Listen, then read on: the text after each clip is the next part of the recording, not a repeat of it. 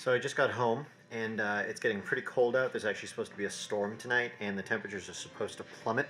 Right now, looking outside, it is just about 20 degrees and that's without the wind. With the wind, it's probably about 18.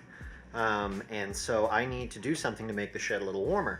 I want to keep filming out there because I do want to make that my recording studio, but I don't want it to only work for like 8 seasons out of the year.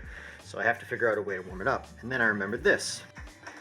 Now, this may just look like my son's little play table, play mat, pen thing, but behind this, in one of our fireplaces, is actually this nice big space heater that I bought last year when we were having some trouble with our furnace. So, I'm going to try to get this guy out to the shed and get that turned on and running before I carry my equipment out there and start getting set up.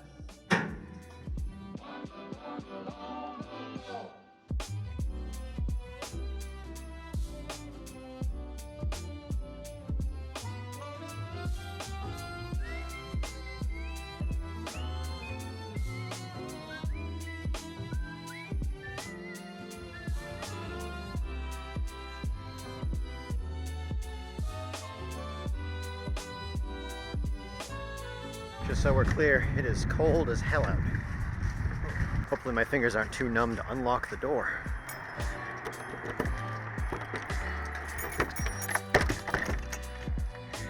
Alright, so I've got it installed here in the corner. You can see this is where I'm normally standing when I film.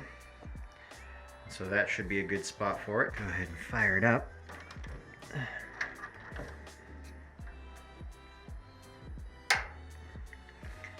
All right, turn on some lights.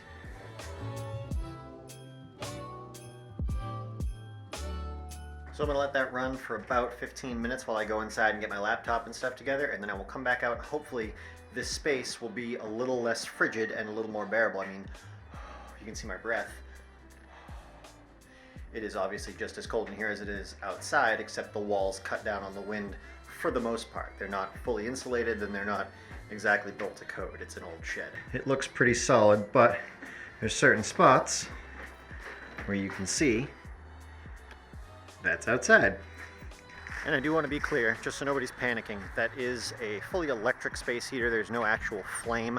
That's obviously just an effect. So there's no risk of running that, you know, for a little bit on its own. It's not going to get hot enough to cause any kind of fire. It's not that powerful.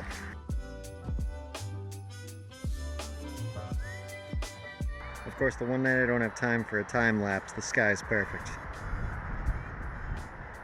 Cool. What's going on, guys? Welcome back to the shed. I'm Josh, and today we're going to be talking about our 12th, that's 10 plus 2, 12th challenge or life change in our 30 life changes in 30 days challenge. Hopefully this video isn't too weird and too different from what I normally do. I have my camera elevated a little bit. That's so that I am forced to look up slightly, and that is because my primary light source, now that I'm getting home after the sun has set, although as you can see behind us there is a beautiful glow going on outside. I really wish I had gotten home even 20 minutes earlier so that I could have set up my camera to get a nice time lapse, but as it is, I need to get this video shot so that I can move on with the rest of my evening so that I can have time to edit and upload this video. Ranting aside, so I've got that one primary light source overhead, and if I don't look up slightly, then I end up like this with really dark eye spots, and I'm trying to avoid that. I've noticed it in my last couple videos. By forcing myself to lean my head back and look up slightly, it sort of fills in those, they're called eye whites. Basically, it helps my eyes pop and makes me look more like a human in this camera. So that's why I've adjusted the camera angle. Hopefully I don't look too much like I'm taking some kind of like a kawaii selfie photo. But if you don't know what that means, I apologize, it's a Japanese thing. But anyway, so this should help with the lighting. Another thing is I've moved my space heater from the floor to the table. It's about 2 feet from the camera, but it's, sorry, about 2 feet from the microphone. It's also about a foot from the camera, but it's behind the microphone. And because I have my microphone set up as a monodirectional condenser mic, which means it only picks up things in front of it. So here's the microphone, it only picks up things this way. And since the space heater is over there, you guys shouldn't be able to hear it much, and I'll do what I can to cancel that noise out. Hopefully it's not too troubling. But anyways, on to the actual change that we're adding today. And that is going to be another dietary change, and it's going to be something that I'm almost certain is missing just because of the type of diet that I have. And I'm not talking about when I eat. I'm still sticking with OMAD. That's been working great for me, 1 meal a day. If you haven't watched that video, go back and check it out. I've been doing fine with that. I usually eat sometime between 10:30 and 12:30, and I give myself 1 hour to eat as much as I want, though I do try to keep it to somewhere between 1,700 and 2,000 calories. That's well below what I normally eat, and certainly below what I would need to maintain my normal weight, even if I wasn't working out. And I'm also working out every single day. Go check out that video if you hadn't. So it's working good.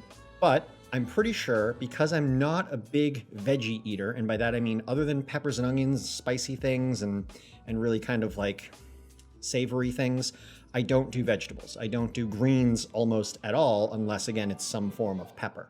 And I'll eat them fresh. I don't mind fresh peppers. I'll like chew on a jalapeno. I don't have a problem with that. But I don't eat any leafy greens. I don't do spinach, kale, lettuce, although I know there's really nothing in lettuce, but I don't do any of that stuff. And I've tried, and I can do it. It's just terrible. Any meal I add it to, it ruins that meal for me. I can no longer enjoy food if I add those types of foods to my meal. And I swear, I'm a 31-year-old man. I have tried. I have really tried. I've sauteed them. I've grilled things. I've done like roasting in the oven. I've tried like the cooking Brussels sprouts with bacon thing. It all just tastes like bitter, nasty, green stuff.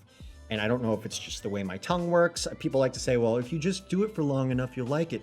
I don't think that's true. I think some people just don't like certain things. Everybody's tongue is unique. There's like thousands of taste buds on your tongue. They might not work the same. I just don't like green things. I want to eat healthy though. So for now, the change that I am adding is I am going to go to the local GNC, which is a supplement vitamin store, and I'm going to pick up some 1-a-day vitamins.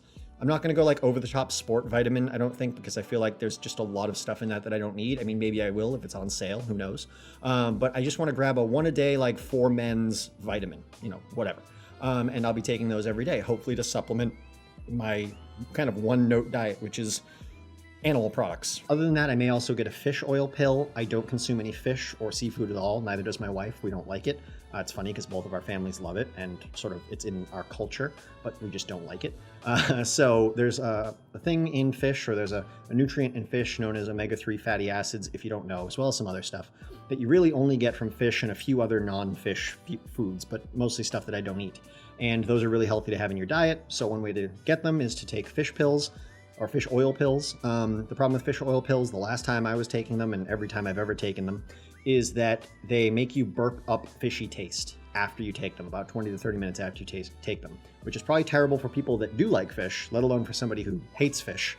It's like a nightmare. You're burping up food that you never would have eaten in the first place. And so I've been told that they now have fish oil pills that don't do that. You don't get gassy or burp up funky taste. And so I'm going to see if I can find some of those. If not, I'm probably going to pass on the fish oil for now and just go with the multivitamin. I'm going to try to get a multivitamin that's 1 or 2 single pills that you take a day. You can also get something called Vitapacks or multivitamin packs, which are generally more for sports vitamins, and it's usually 5 or 6 pills in a little baggie, and every day you take your whole baggie in the morning. That's fine, except some of these pills are pretty large, larger than most medicine that you would take. And when there's 5 or 6 of them, by the time you get halfway through, you're kind of like gagging as you try to swallow them down. It's just a lot to try to force down your throat. But so that's what I'm going to be going for today. Hopefully it'll sort of buff up the diet, nutrition, drive that I've already been going on. I've been enjoying my 1 meal a day. It's been working really great for me. I'm getting into a nice groove with that, usually eating between 1,700 and 2,000 calories a day, which is a lot less than I normally do and a lot less than I would need to maintain my weight. So I have been losing weight. I'm also working out once a day, which although is difficult and I feel so exhausted and sore when I'm done, it's obviously a good thing. And I'm choosing exercises that work well with my roller derby practice, because there's certain sort of postures and moves that you have to do in roller derby that activate certain muscles. And so working on muscles in your daily exercise routine that sort of reflect those movements is obviously beneficial. And so that's got a nice little twofold benefit for me. So anyways. So I just got back from GNC, and what I ended up grabbing was these multivitamins right here. They are the GNC Mega Men Energy and Metabolism. So after talking to the guy at the store, who seemed pretty knowledgeable on what it was he was talking about, He said you can get a general multivitamin that sort of just covers the full spectrum of what you might need, but the problem with a general multivitamin is it's going to focus on pretty much every branch of men's health equally, all the possible areas of nutrition where you might be missing certain things. It's going to focus on all of that. And so the areas where you don't need help, you're going to get just as much help is in the areas where you do need help, which is to say you're going to be wasting some of your, call it, added nutrition on areas you don't need it, and you're going to be not getting as much as you should be in the areas where you do want it. And so rather than go with a general, he recommended that I go with something a little more targeted. So it's still a daily multivitamin. It's 2 gel caps that you take daily. I'm going to take them in the morning because I want them to stretch throughout the day, and I want them to be as gone by the time I go to bed as possible, because these are designed for energy and metabolism, and you do not want energy in your system when you're trying to go to sleep. So I chose these because those were 2 areas that I want to work on: energy and metabolism. That's basically having more energy throughout the day and having a stronger metabolic system that can help you burn fat. And that's something that I'm trying to do. I'm trying to cut back on my diet, restrict what I'm eating, restrict when I'm eating, and also work out. So I figured those are 2 areas where I am trying to get a little extra help, on top of the fact that it's just a general multivitamin as well. They had some other ones there that were like, multivitamin and testosterone, multivitamin and joint health, multivitamin, and, all different things I didn't need help with. They also had a sport one that was just kind of like a regular multivitamin, but all the doses were like amped up. Didn't want to go with that. I told the guy I only work out for like 15-20 minutes a day, except for the days where I have roller derby, where I'm working out really aggressively for 2 hours. But other than that, my workouts are relatively short and focused. And so I didn't feel like I needed like an endurance performance multivitamin. So I'm going to be taking these every morning. They should help me out. If I don't like how I feel on them, I'm going to stop. I know sometimes when you introduce new chemicals into your system, it can do weird things that you're not used to. If I get any of that, I'm just going to cut it out. But tomorrow morning, obviously not right now because I don't want this in my system when I'm going to bed in like 4 hours. Tomorrow morning, I'm going to start taking these. The only downside to them, and this is enough for 45 days, so this will last me well past the length of this life challenge. The only downside is there's a small amount of caffeine in these. I asked him like how equivalent it is to like drinking coffee or soda, and he said it's less than 1 cup of coffee. And so I'm still obviously not going to be introducing any other caffeine into my system because that's one of the things I wanted to get rid of. And again, when I said it, and it holds true now, I'm mainly doing that because I don't like the way I feel from the beverages that happen to contain caffeine. So like when I drink coffee, it kind of irritates my stomach. When I drink soda, I get really gassy and uncomfortable, and I drink way too much of it. When I drink energy drinks, I tend to get a headache. And so sticking with my Crystal Light and water, I've been feeling great, or certainly better than I would be if I was drinking that other stuff. So I'm still going to completely cut out all of that. The fact that there's a small amount of caffeine in here doesn't make me feel like I'm in any way failing my challenge, because the point was to get rid of those beverages. And I don't think this is like a super high dose of caffeine where I'm going to be like wired. I think it's just one of the things they throw in there to make it feel like a little more, ooh, I'm getting an effect from this. But anyways, yeah, so this is what I went with. We'll see how it goes. I'll be starting those tomorrow morning. That's today's life change. It's going to be taking a multivitamin every day to try to supplement what I'm missing from my natural diet, which is mostly meat, cheese, carbs, not a lot of vegetables. And so yeah, that's it. Hopefully you guys have enjoyed this video. Thanks for checking it out. If you haven't yet, feel free to go back and watch the other videos in this series, especially the first one, because that'll sort of explain what I'm doing here.